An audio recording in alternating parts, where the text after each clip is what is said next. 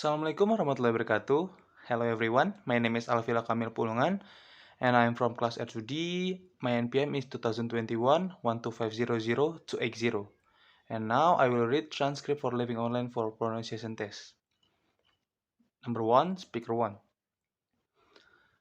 I think that even up until just a few years ago, we could never have imagined how our behavior would change with regard to using mobiles and tablets. I know that I would find it incredibly difficult to live without my mobile. I'm constantly looking at my phone to see if I've got a new message or updates, and checking my apps to see what's new. I won't say that I post my life online, not like some people I know, but I do like to keep up with what people are up to. Friends, family, and even other people I know, but maybe I haven't seen for years, like old school friends, and check out what photos of what they look like now. Hahaha. Okay, number two, speaker two. In a way, I think it's quite funny that we're always worrying about teenagers and young people becoming obsessed with online communication. But if you ask me, we need to worry just as much about adults. At the office where I work, even when we have a break, nobody talks to each other unless they absolutely have to, which is a story state of affair that to say at least. Everyone too busy checking their social networks and sending messages to have time to communicate face to face. People spend their lunchtime glued to their screen or barely glance up from their phones. Even during the meeting, people can resist subtly checking their phones.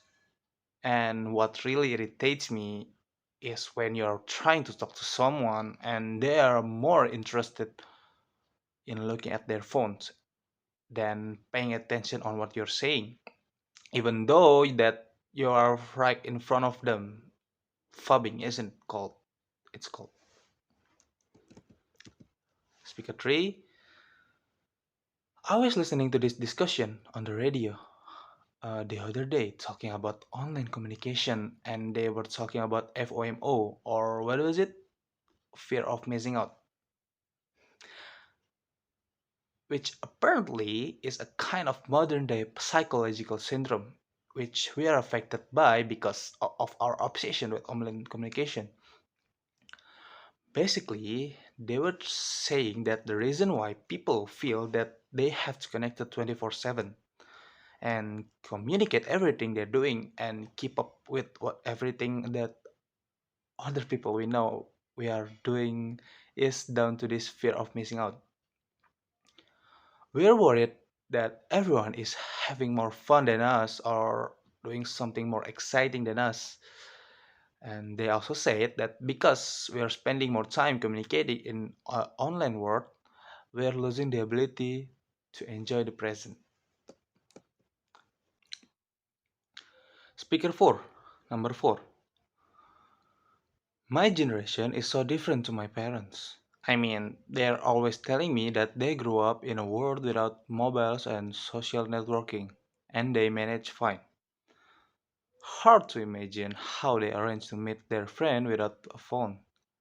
But they say they did, and I had so many arguments with them while I was growing up until they let me have my first smartphone.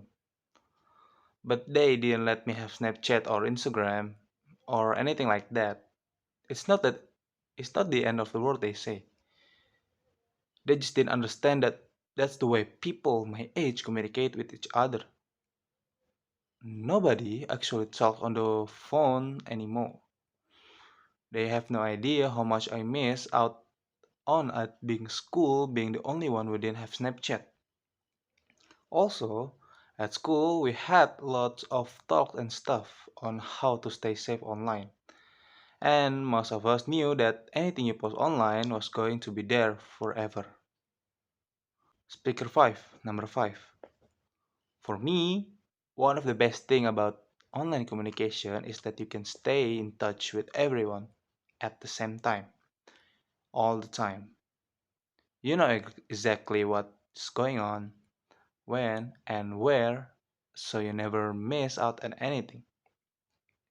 I love the fact that you can update all of your friends on what's going on in your life and they can respond immediately with a like or a comment. So you feel like you're together with people even though you might be completely alone sitting on a bus or at home.